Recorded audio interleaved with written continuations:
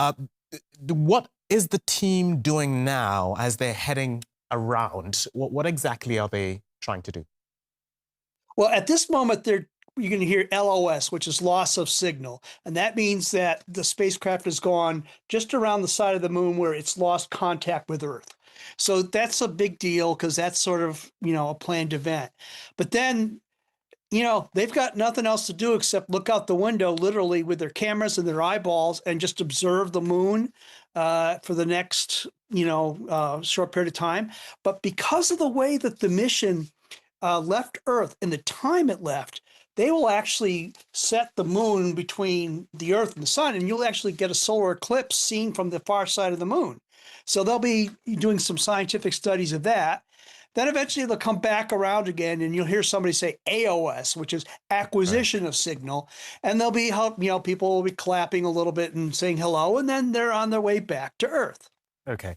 Keith, I think we can listen to some of the broadcast. Once those milestones are reached and we have confirmation, we will report the official numbers.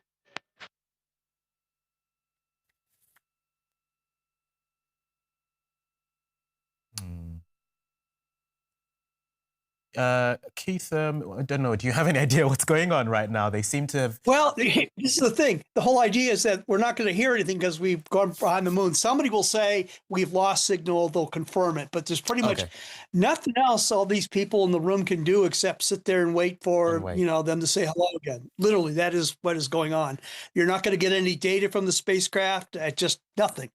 But this isn't the first time it's happened. Every time we've gone to the moon, we've had this behind the moon. When you're in orbit, it happens every hour or so, as Mhm. long as you're at the moon. So this is a normal procedure. Okay. Just as we're talking about what they're doing on that side, around the far side, as you said, the far side of the moon, they will both be using their tools and they'll be watching with their eyes as well. Tell us the importance of having both the eye view, the human eye view, as well as the lens. Well, it's very important because people say, well, why do we need to send people? We could send robots. Well, the idea is you send both because robotic eyes or computer eyes can see wavelengths that we as humans can't see, but they're connected to robots. Whereas with human eyes, they are extremely good at differentiating colors and shapes. And we have a supercomputer inside behind the eyes that does a lot of thinking for us. So you match the two of them together and you really have, the best possible way of looking down at the moon. And already today, for example, they've named several features that are very difficult to see from Earth, if not impossible, just by looking out the window and eyeballing them and using their binoculars and so forth. So, and humans can also notice things that, just appear for a moment and disappear, whereas a computer with a camera, it just takes pictures, like snap, snap, snap, and really doesn't know what it's looking at until humans look at the pictures afterwards. And tell us more about what is on that side. What exactly are they? What in particular are they looking out for? Well, the interesting thing is the side of the moon that you and I see with the face, with the big dark areas and so forth, where big impacts of asteroids hit years ago, and there was lava that flowed out into these big flat areas. The far side of the moon is totally different, and that really surprised people because we all thought back in the day, oh, it looked the same on both sides, but it doesn't. The far side of the moon has one big circular feature, which they've been talking about, Mare Orientalis, the Eastern Sea, which was first seen by a Russian spacecraft. But other than that, it's a much more chaotic, cratered surface than you Mm. see in the near side that we see. So right off the bat, you got to ask, well, why are they different? Why shouldn't they be the same? And that's a question we haven't really completely answered yet. And there's two ways to do that. One is to go into orbit with cameras and people and robots, and the other is to land on the surface, which so far only China has done on the far side. So we have a lot of territory to cover, and we've only seen a teeny tiny little piece in the past 50 years. Interesting. And as they go round, there will be a point where there is a solar eclipse. Yeah, and I can't. That's going to be interesting to see because usually, on Earth, we see it certain ways, but here they are. And the way that they'll fly, they'll actually see the corona of the sun, which is something that you only see either with a telescope with a special device or during an eclipse. So there should be some amazing pictures. Because again, if you look at the moon, it's not fully illuminated on our side, which means some of the backside, the far side, is illuminated. So they'll actually have something to see. That's why we don't want to call it the dark side. Interesting. And so we're hearing now that it's going to be 33 minutes before communication is restored with the crew of Artemis II as they lose communication with the command center on the ground. Your background and what you've been doing on console. My background is Let's as just have a a field listen, please. geologist. Actually, I studied impact cratering in the field for my PhD. So all these descriptions of impact craters have me just absolutely swooning. How I got into this, though, is, during my PhD, I got an internship at NASA and ultimately never left to integrate science into So flight this is operations. just some of the team on there talking. Keith, what will the command center be looking out for at the moment now that they don't have communication or live communication with the crew? What exactly will they be looking for? Well, the interesting thing is, and this is again for a 70-year-old that watched this, you saw two women sitting there. One's a scientist and the other's a public affairs person. When I was growing up, it was all white guys, 70, like back in the 70s and 60s, 29, 30 years old with white shirts and ties and glasses and pencil protectors. Totally different now. Space agencies are not the province of, male guys in their 20s and 30s. And that's a nice thing. Moreover, there's not really much you can do during this period of time. And I've been on some expeditions to desert islands up near the North Pole and Everest Base Camp. And, communications is not always a given.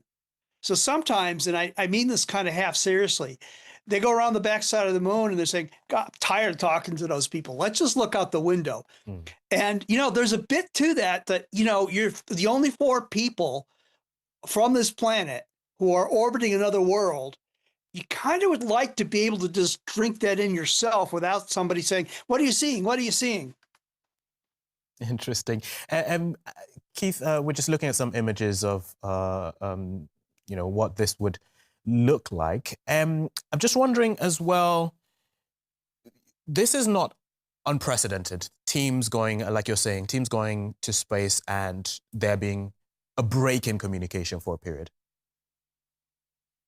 No, it's not. And even on Earth, for example, when you're at the space station, although they have satellites in orbit that are designed to allow our space station to have constant coverage, there are periods of time when there's a gap. There are times when the sun and the Earth's orbit are such that you get what's called a cutout, which means it's difficult to have communications. Sometimes when we have bad space weather, which has kind of been happening with the solar flares, you can have communication that will stop because of the interaction of particles from the sun and the Earth's radiation belts and so forth. So, having 24-hour a day, 7-day a week, 365 days a year communications on a spacecraft is nice to have, but it doesn't happen. And, now we're maybe going to change that a little bit. We've got these Starlink constellations up there, which pretty much offer 24/7 coverage anywhere on Earth, which means anyone in low Earth orbit. But you have to be ready because sometimes the radios don't work. So you have to always have a plan in place. Well, what do I do if I can't talk to the folks back on Earth? So you plan for this, but, like I said, it's not unexpected. All right. Keith, I'm just wondering if you could tell us a bit of what this team has achieved so far on their mission. It's been what, 5 days so far? What have we learned from them? A lot of rocket science. One was the second flight of the giant SLS rocket, which had only flown once before. So that was, check that off. There are 4 people inside a spacecraft that has to keep them alive. So all those systems have been working except for the toilet, but, that always happens. So you've checked that all off, and you've got a moon ship that is working pretty much exactly as it's supposed to. So this is a test flight. You're not landing, you're flying around, you're sort of doing a recon flight over territory that someone will come back to soon. And it's, then of course it's, can you do all the science that you plan to do between now and when they come home? And some of that science is their own bodies. They're doing studies on radiation exposure. They're taking some genetic microfluidics chips up there to study various aspects of what it's like for living systems to be in weightlessness. And, they're going to be testing their own responses to being in space and having a workload. So every moment is either occupied by sleeping, eating, looking out the window, or doing science. There's very little time that isn't scripted. So that's the other thing. Can you keep the crew busy during this time and get everything done? Keith, I would like to add someone to the conversation who would also add to the insight. That's Professor Namrata Goswami. Oh, excellent. I can see you there. Good to have you with us. First of all, she is the author of Scramble for the Skies, the great power competition to control the resources of outer space. She's a professor of space security with the Shriver and West Space Scholars Program at Johns Hopkins University. Welcome to our live stream. First of all, what are your initial thoughts on everything that's going on, this moment in history? Oh, well, first of all, thank you for having me in the program. What a joy to join you here. So, as I've been watching our journey and to do the flyby by the moon, several thoughts come to my mind. One is that this is something that the generation today and the generation coming after us is going to see as a mission that they have participated in it. I see a lot of young people, students who are excited by this, not just in the US, but around the world. And then the second thing, which is quite exciting, is that the purpose of this mission is not just to go there and come back one time, it's also to generate an understanding of the moon from a resource perspective. So ultimately, the goal is to develop a base on the moon in the next few years. So that's very exciting. And then the final thing is because they're going to the far side of the moon, which is the side away from us, and there will be a kind of communication in that regard. That's something very unique that has never been done before, especially from a human perspective. We have had China land on the moon, the far side of the moon, in 2019, but this is the first time that humans are going there. So that's pretty exciting, actually, for the 21st century. And just wondering, why has it taken so long? We had all these missions. There was a flurry of missions between the 60s and the 70s.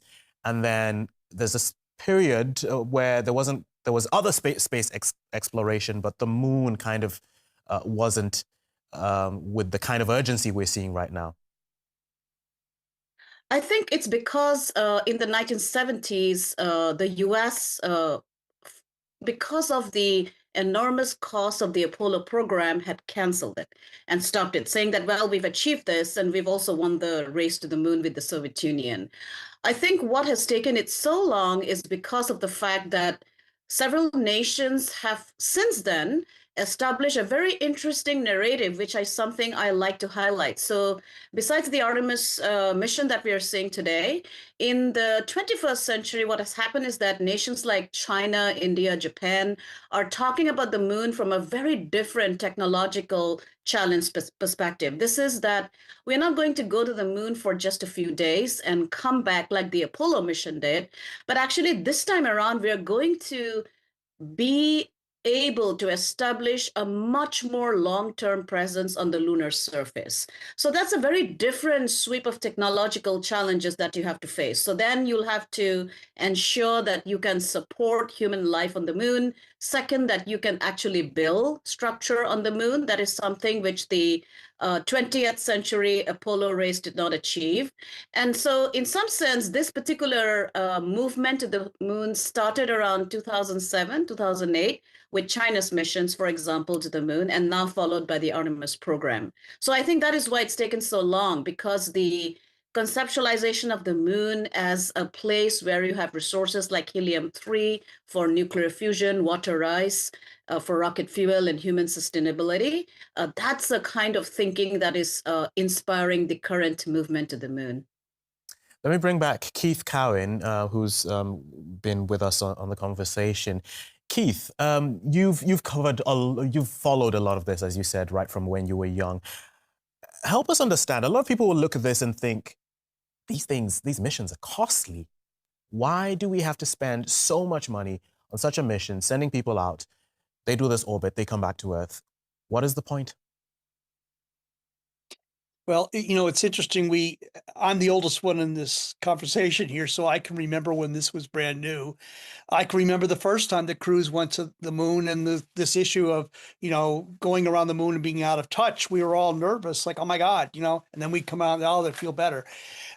That was the first time, and we had just never done anything like this. It was barely 25 years after World War II, and so it was a different mindset, though, that you did have these good and evil, bad, as was mentioned before, us versus the Soviets and so forth, sort of thing. Whereas now we live in a globalized world, which is redundant, but as was mentioned before, this isn't just, can we do it and come back, and how much does it cost? Yes, there's a cost to it, but if you start looking at the broader issue of what do you get from in making this investment, the mindset now is different. It isn't to go do flags and footprints, as they say, and just come back.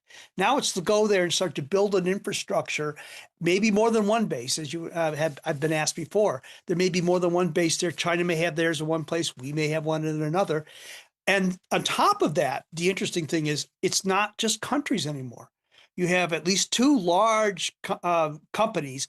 One is SpaceX, run by a billionaire, and the other is Blue Origin, run by a billionaire. These guys grew up in your era, didn't know any better than to read too much science fiction, got very rich, and don't know any better than to try and make the science fiction real, but they do it from a business perspective. So just as we're getting an interest in going back to the moon as the big, powers, all these other countries are developing capabilities, and it's sort of the acme of achievement to go to the moon. And then if we recall hearing somebody say, well, if we can send someone to the moon, we can fill in the blank. Or we're going to have a difficult task ahead, like to cure cancer. So here we called it the cancer moonshot. So that filters into it as well. So you've got companies that can do this thing without even government funding if they wanted to. We have countries now that have rediscovered things. And as I often say, here in the West, we're sort of rediscovering this excitement. But why is it that companies that are way down on the OECD list, or countries that you might say should be spending this money on, something else, India, developing countries, what are they learning?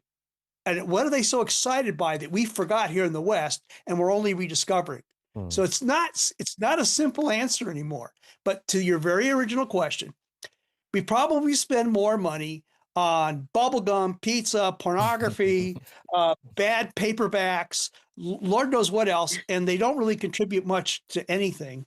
Yet, whereas the contribution of money to space programs, whether it's American or European or Asian, is minuscule compared to what you get back. But lastly, I remember when this happened in the 60s, we all stopped, the world stopped. There was like only a few billion people back then, but we all stopped to watch. But it was unfortunate that only countries that had, the infrastructure to see it could see what was going on. 75% of the people on this planet, as I mentioned before, have never seen this before. This is both of you. This is your first moon mission. And I'm excited that there's so many people that are going to discover this all at once.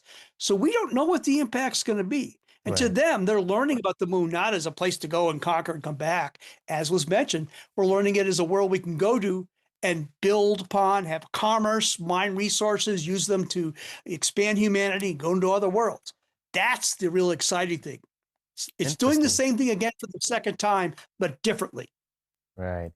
We're just seeing images of a command center, and just the latest news that the team Artemis II crew has reached its closest point to the moon. They're taking pictures at the moment.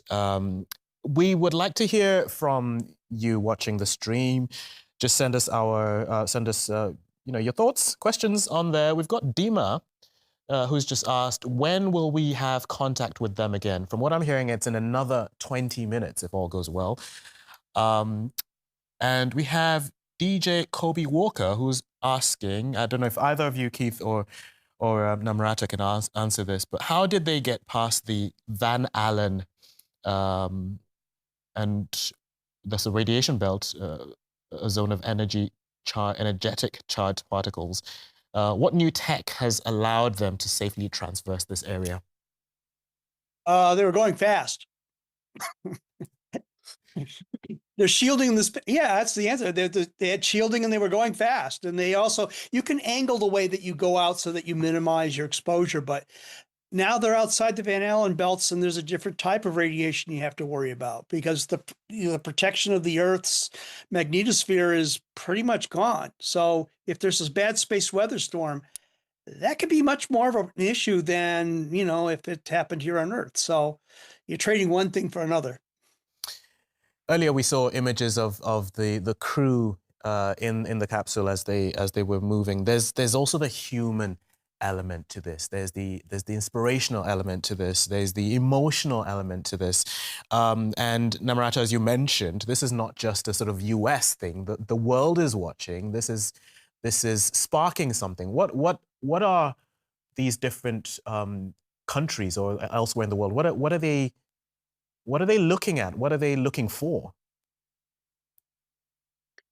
Yeah, I think, China would be obviously watching this very closely because they're one of the nations that are investing very heavily on their lunar program. And in fact, what is so interesting from my research is that they were the first nation to actually articulate the fact that we need to go to the moon for extracting resources. For example, from the South Pole, the moon is the size of Africa, and there are only certain areas on the moon that are viable for resources, and the South Pole is one of them.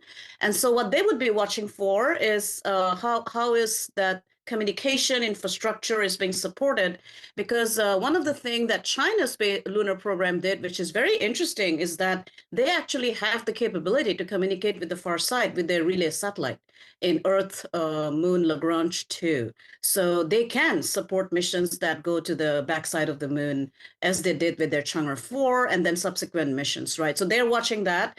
The one thing that China's space program has announced is that by 2036, they're going to establish a base.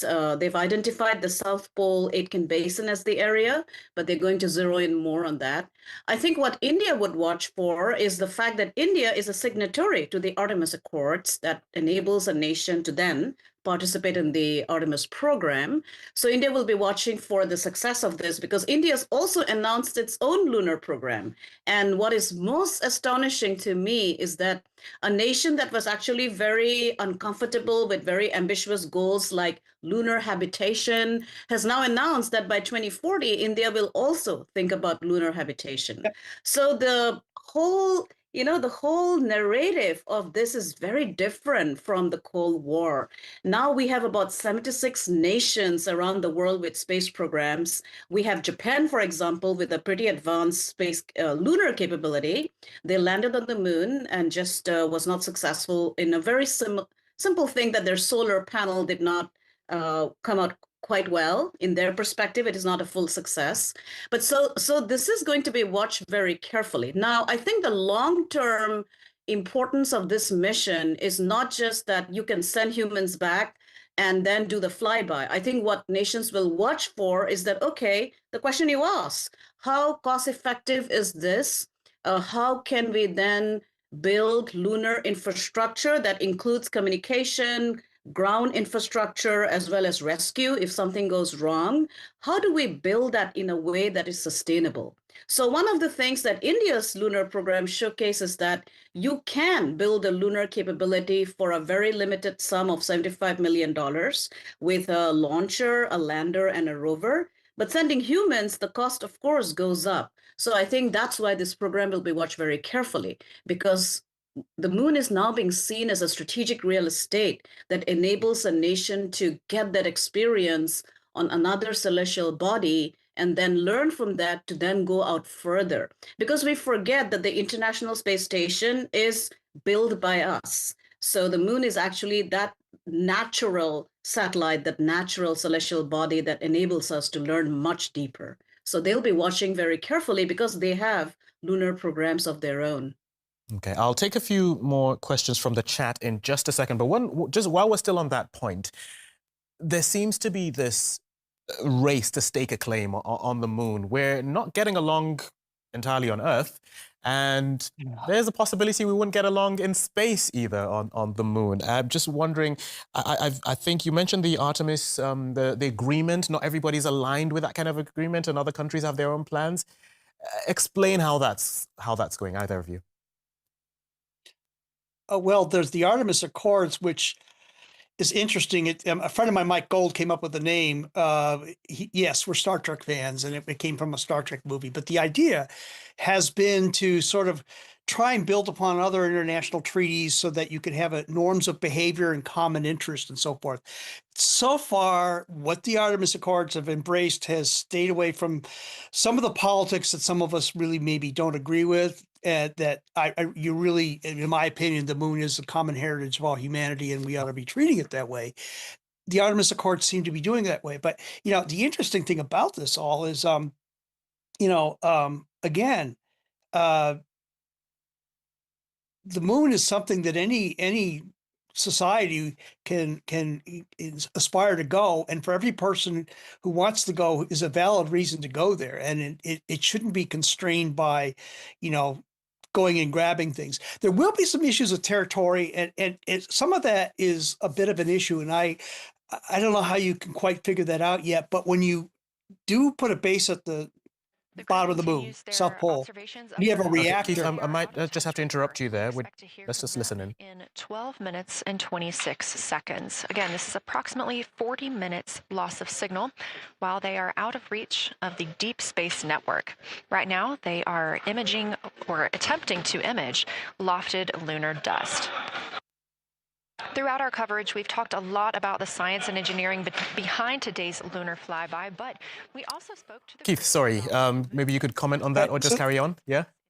Well, the issue is if you're at the South Pole of the moon and you're going to have a base and have a nuclear reactor, you do have to have some safety zones away from where the people are, and also in case spacecraft come in. So, I mean, people have said that it could be 2 miles or 20 miles. You're going to have to, just for common safety, rope off some areas.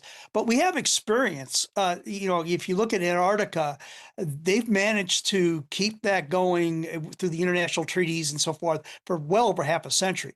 But I do have to add in, I worked on the space station program at NASA when it was being thrown around and redesigned, and we brought the Russians in, and we were really like, oh my God, the Russians. Well, 25 years later, with very small exceptions, we've had nothing but perfect, almost smooth operations on the International Space Station with us and Russia, which we, by the way, aren't getting along with right now, but with other countries. So some people have even said that maybe the International Space Station is a candidate for the Nobel Peace Prize. I mean, it's a machine, but maybe we can change that. Yeah. What have we learned at the International Space Station that can teach us about going back to Earth? Maybe one of the biggest benefits that we haven't quite realized yet is we get along in space. We don't necessarily on Earth. Now we're going to, as mentioned before, a natural space station, and everybody's sort of really in the exploration and expansion mindset. Will that prevail over some of the stuff that keeps us awake at night worrying about things on Earth? I'd like to think it would. I'd love to hear what the other guests would have to say. I got to think that the mere notion of going to another world with all kinds of people and countries and flags and accents and foods and everything like that might just sort of push us away from some of the stupid stuff we're doing on Earth right now. But that's just me. Namrata. Yeah, I would like to thank you for that. I really enjoyed listening to your perspective there. But yeah, so just to answer your question, so when you think about the Artemis Accords, as was mentioned, so most people mistake the accords for the program. They are two different things. So the accord is a non-binding set of principles that are signed, and it is not the Outer Space Treaty. It says it is maintained within the Outer Space Treaty, but it's not the same. And I think the most important focus of the Artemis Accords was to do two things, which the Outer Space Treaty had not specified, because I always like to remind my audience that the Outer Space Treaty was written in the 1960s, when this kind of a world, including private sector playing such a key role, was not happening at the time, right? So today it's a totally different world. We have space companies with the most advanced launch capability with reusable launch. So the Artemis Accords basically argues that space resource utilization is a valid principle under the Outer Space Treaty. And because of that, we would also need to think about concepts like safety zone.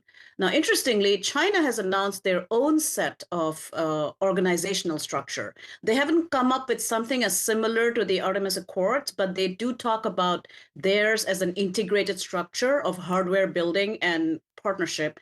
It's called the International Lunar Research Station, the ILRS. And very recently, 2 years ago, that was established in 2021. The Artemis Accords and principles were announced in 2020. So right after that, China, Russia announced their lunar program, especially the ILRS. So what the ILRS does is that it is building partnerships to build exactly what the Artemis Accords and program hopes to achieve, which is that in partnership, it wants to build a research base for the purpose of space resource utilization. And then subsequently, what is most interesting is that at the level of the United Nations Committee on the Peaceful of Outer Space, there is the legal subcommittee that talks about space resources, where China's program, for example, the Chang'e lunar program, and Russia's support of it is placed within that space resource utilization. So what we are watching today, the Artemis II, which is the program side, is something that other nations are watching, because in some sense, this will also kind of utilize the Artemis Accords, which are, of course, non-binding. So that's the most interesting distinction. Now, one thing that I think we as humanity have not thought through is that when we actually crafted the treaties that are wonderful in terms of their ability to guide us in the future, written in the 60s and 70s, the Outer Space Treaty, the Registration Convention, the Liability Convention, the Moon Treaty, which was not signed by almost all spacefaring nations, the US, Russia, China haven't signed it, India signed it but did not ratify it, is that now you will have a celestial body that might have a permanent structure that is based on it. What happens then? Because the Outer Space Treaty says that there is the principle of non-appropriation, that you cannot claim sovereignty. But what happens when a nation builds a structure that is permanent in that area of the moon, which is most resource rich, and then you, as a developing nation that builds capability much later, wants to land there, right? So that's why those principles are still thought through. And I think a mission like this is going to galvanize that particular set of principles to be made even more concrete as to how do you do dispute resolution? How do you enable partnership in terms of such a landing capability? Okay. Namrata, I hope you can stay with us just a little longer as we continue the conversation.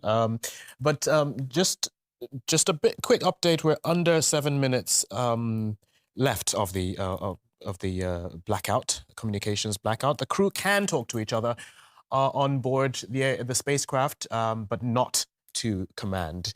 We're just taking a quick question from the chat. Tiffany's asking, why didn't they land? It should be easier the second time around. Well, that wasn't this mission. This is like you have a car in your backyard for 50 years and you just started it up and say, can I get to the supermarket and back? Maybe I don't want to turn it off. I just want to see if I can get there and come back. It's a totally new machine, but you've got 4 tires on it, so you know that you can get there and back. This is a test mission. Now, the next one, they've decided that they need to do a little more of crawling and then walking and running.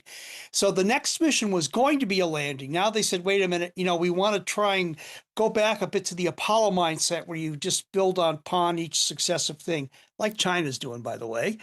And they're going to have a mission in low Earth orbit where one or preferably both of the possible landing ships by Blue Origin and SpaceX will be tested out. So we'll know that all that stuff works. Then we'll be able to go with a bit more rapidity and maybe try 2 landings in the course of 2028 as opposed to 1 every couple of years. See, that's the other thing. If you don't do this often enough, practice makes perfect, and you need a launch cadence that just builds that capability. And again, it's sort of human. The more you do things, the more to get used to it, the more that people say, hey, wait, I got another way to do this. Or wait, like what did we do before Federal Express? I remember, I remember life before Federal Express. Now it's like, yeah, you'll just FedEx it. There's something about just continually doing something that forces these paradigms, like as was mentioned, this mission is going to get a lot of people saying, hey, what about fill in the blank? Right. So again, this is an evolving process, but it's kind of smart to be sure that you can get there and back before you get out of the spacecraft and walk around. That's what's happening now. Right. Getting an update. We're actually under 4 minutes now to hopefully reconnecting communication. And maybe another quick sort of question, technical question. Hussein Ali asking, where is the sun? I suppose in relation to where the crew is. You could kind of, if you had a moon, if I had more of these things and I have a light over here and you have the Earth, you can kind of look at the angle that where the light is of the moon when you're going around, and it's as they're going around it like this, suddenly they are getting an eclipse. So, you know, the sun's where it's always been, the Earth's where it is. We're just, again, this is the cool thing. We're not used to this perspective. That's kind of the cool thing. It's interplanetary. We got to start thinking now more of worlds, plural, as opposed to Earth and sun and that thing in the sky. Again, I've been waiting 50 years for this to restart, and here we are. We're thinking interplanetary, which is nothing wrong with that. Interesting. I'll just sort of, Namrata, you did mention about all the sort of different parties here. I think you both mentioned this. So we've got not just the countries competing, sort of US, China, and everybody else, but you also have the private companies who are involved in this. So how much of, as much as there's competition, how much of communication across the board is there? How much are they learning from each other or sharing with each other? Or have we got to the point where it's sort of everybody facing their own business? Well, if you think about the Artemis program and the Accords, it is actually built around building. What it does is that NASA signs bilateral agreements with other space agencies. We have 63 members that have signed on now. So there will be some level of collaboration in regard to principles and in regard to what is going to come out of it. Because ultimately, the biggest challenge would be governance, right? If you think about settling another celestial body, human beings require governance. We need to ensure participation. So there will be a lot of learning in that regard. But importantly, when you think about the commercial side, right? So one thing that the US space program has done for the world, and in some sense gifted to the world, is the ability to support the commercial participation through the commercial lunar payload service, for example. You had Firefly that successfully got there. You had Intuitive Machines, Astrobotic, that were companies that went there. Blue Origin, SpaceX is building their systems as well. Okay. And now you have China that has announced that, well, we are Namrata, also sorry, going to... I have to interrupt you, sorry. We are just about a minute in from hopefully reconnecting, so let's listen in, sorry. Windows 2 and 3. One crew member is in window 2 with a blue shroud over the window. The science evaluation room as well as the main command center. While the other astronaut is in window 3 using their portable computing device, also known as a PCD, to make annotations. And both of those crew members are making audio recordings of what they are seeing. They are wearing headsets connected to their PCDs, and those audio recordings are being sent to the science team tonight. We are not hearing those live. However, we have been hearing quite a lot of great descriptions from the crew who have been serving as the support. Right now, the support team members are Reed Wiseman and Jeremy Hansen. Those team members are providing science sit reps, situation reports, calling down a few times each hour to discuss what they're observing. And even though we're out of contact with them right now, they are still conducting those science sit reps as they'll be available once they come back around the moon. The situation reports include how the crew is positioned, any missed targets, or anything unexpected they saw. They're also including lunar target descriptions, any hardware issues, and their emotions and reactions. Okay, we'll just keep talking, and then hopefully when we've got confirmation of them reconnecting. Sorry, Namrata, I cut you off halfway through your point. No, not at all. That's exciting. I'm looking forward to see what they feel when they Okay, come around. I'll have to cut you off Yeah, again. it's pretty Sorry, exciting. because we've got Yeah. word that they are reconnecting at the moment. Okay. Okay. Let's just listen in.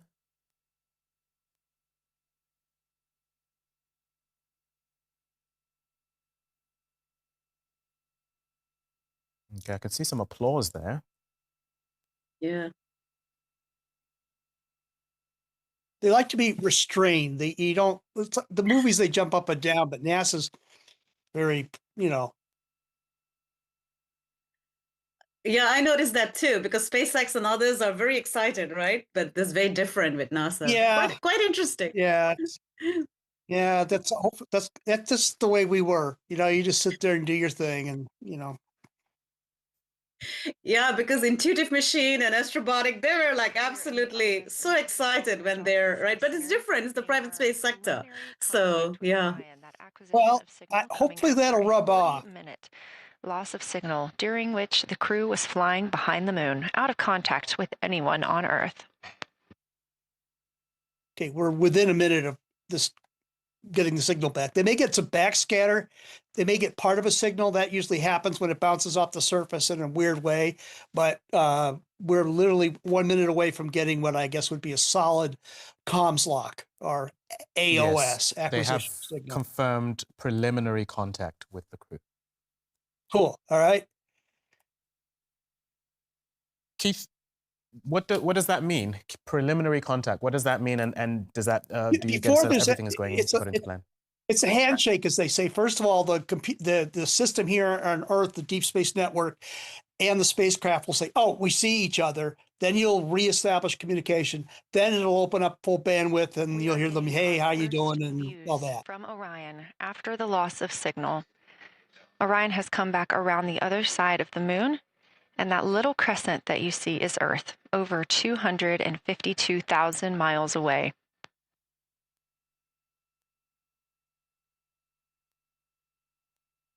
With this transit complete, lunar flyby continues, but Orion has also technically begun its journey home. Yeah. Okay. I think we're seeing a live picture there. That's the Earth. They've just come around. Yeah. So there we go. They're heading home. Correct. Take us. What's the itinerary? Right now, the crew are getting a few moments to enjoy and take photos of Earthrise for themselves, and we expect to contact them shortly. But we do have good signal coming from Orion.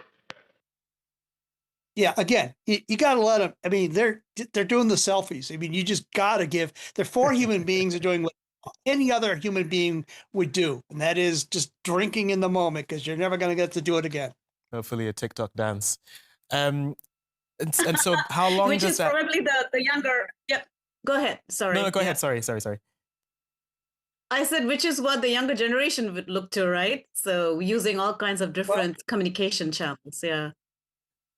Yeah, this is the thing.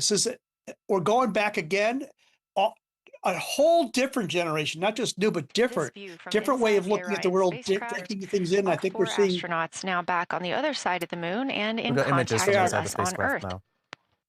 Their tasks for lunar flyby did not stop as they went behind the moon and out of contact with us. We anticipate during that time they were attempting to image some impact flashes, short-lived flashes on the lunar surface, which would be caused by impact bombardment and potentially even lofted lunar dust. Right now, of course, they are getting pictures of Earthrise. After this target, they will get a short observation break. It's about an hour long, actually. Houston, integrity, comm check. Integrity, we have you loud and clear. Tell me.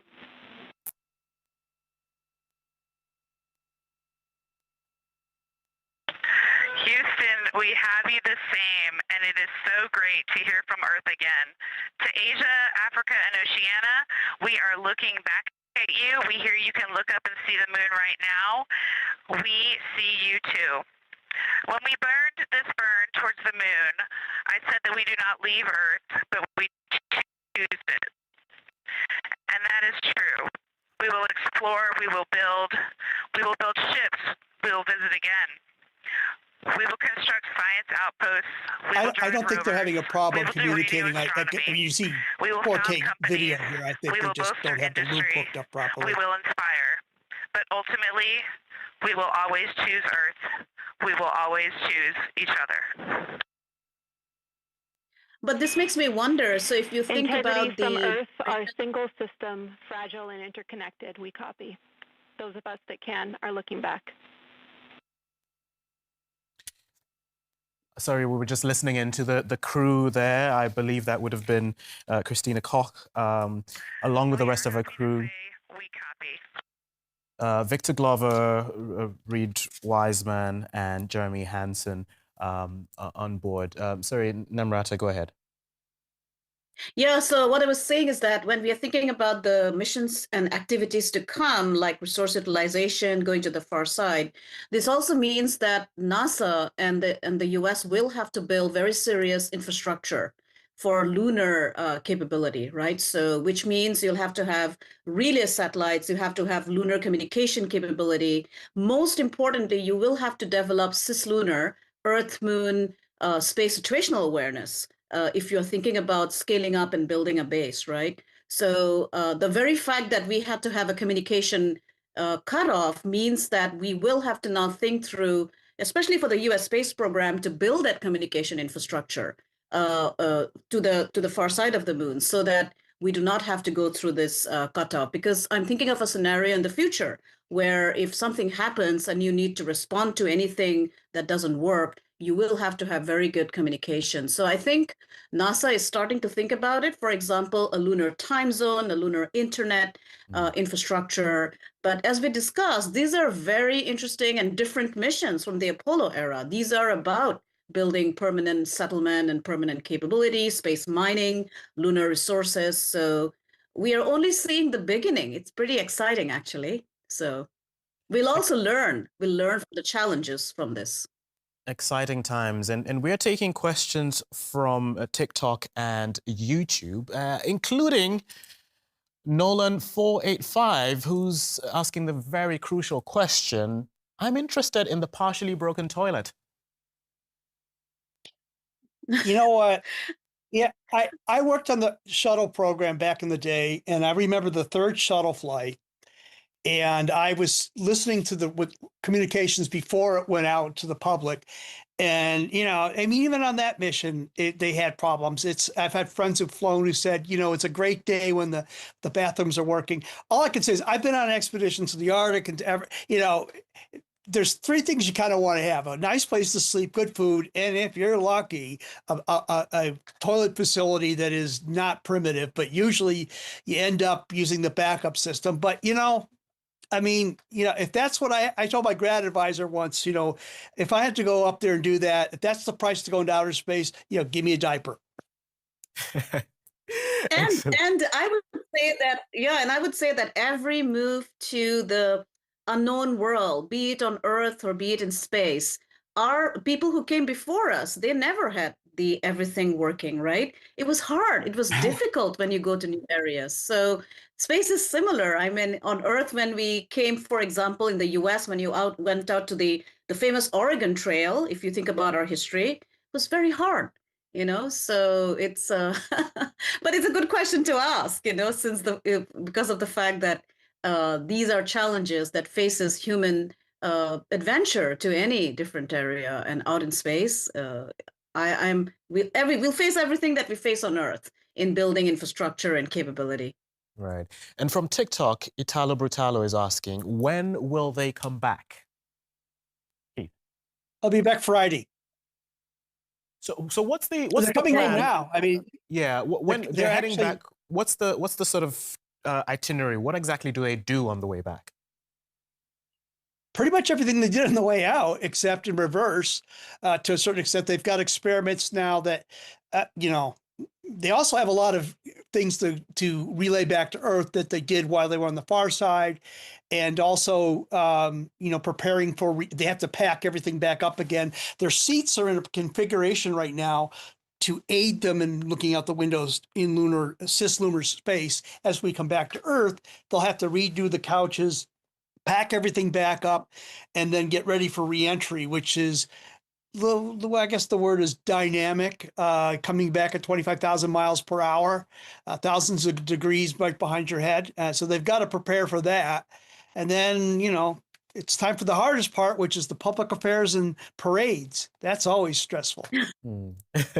And on that note, I suppose maybe I could get both your final thoughts on this. Maybe I'll start with you, Namrata. But what's your sort of big takeaway from this mission up to this point where we are? Yeah, I think my biggest takeaway from this mission is that this is the first time in the 21st century, with the change in the importance of the moon from a uh, from a presence perspective, because now nations are thinking about presence. So the fact that the NASA and the US have been able to launch this mission, have been able to do the flyby successfully, and within 3 days, the astronauts will be back. That itself is a big, amazing development. And I think finally I'll say that given the fact that the Apollo generation had their moments, now it's the time for the Artemis generations to think about the importance of this mission. And I think the pictures, the fact that this actually was accomplished successfully will encourage more and more younger people to get into space and space education, space missions, and space activity. And Keith? I'll give you, first of all, I coined the phrase Artemis generation in a phone call with Jim Bridenstine exactly the way you use it. He says, as Apollo generation. And he finally, after I said it 10 times, he goes, yeah, that's kind of a good one. But I would like to tell a quick story if I can say it fast. It shows my perspective as a 7-year-old Apollo baby. I went to Nepal in 2009 with my friend Scott Perezinski, an astronaut, to climb to the summit of Everest. I was the media guy at base camp. We had some Apollo 11 moon rocks I carried in my pocket for 2 weeks. So we had an argument as to which one of us had a Guinness record on that. But on my way in, I had to kind of keep those rocks from, being seen by people. And I pulled them out one time, showed some Westerners, and they're like, oh, they're little. So I said, well, I'm not going to show it to anybody from the West anymore. The Nepalis, the Sherpa who took that, would put it on their forehead as Buddhists. They just were immediately struck by it being sacred. One night, I was with my Sherpa outside a place in Tengboche, and I was going to go call my wife on a satellite phone. And of course, they weren't that good at that point. And my Sherpa was very smart, very highly intelligent. His kids were going to the best school. He had computers and all that. And I said, well, I could tell where the satellite is because it was an iridium. So you kind of get to know where they are. And I would talk to my wife for 3 minutes and I'd lose the connection. And then he says, well, so all those, I thought those were airplanes. And I said, no, those are satellites. And he didn't quite know about the space station or the lights in the sky. So I started thinking in a Star Trek mode. Do I explain to him? He says, well, how do you see a satellite at night? It's dark. I says, well, how can you can see those mountains in the distance? Why? Well, they're very tall. I said, well, imagine a 100-kilometer tall mountain. And so he said, yeah. So I taught him the difference between space stations and, so forth. And then as I went up to Everest Space Camp, the next week or so, he would be outside at night teaching other Sherpas what the lights were in the sky. And yet we eventually got a piece of the summit of Everest and those little moon rocks. They're now on a plaque inside the International Space Station. I have a copy of it here. Well, some Nepali students were quite taken by that and got to know Scott and me and everybody. And so a few years back, they actually got another piece of Everest, a piece of Nepal on the Nepal side, put it in one of those little cubicles like this you could buy on, I forget which exact lander, but you could buy one of them. Unfortunately, that was the mission that kind of didn't make it to the moon. But these Nepali students had their own piece of Nepal heading to the moon, and they're going to do it again as soon as they can find the mission to put it on. This is unheard of. A country way down the OECD list, and these kids are thinking about going to the moon, and they've now got CubeSats up there. That's the difference this time.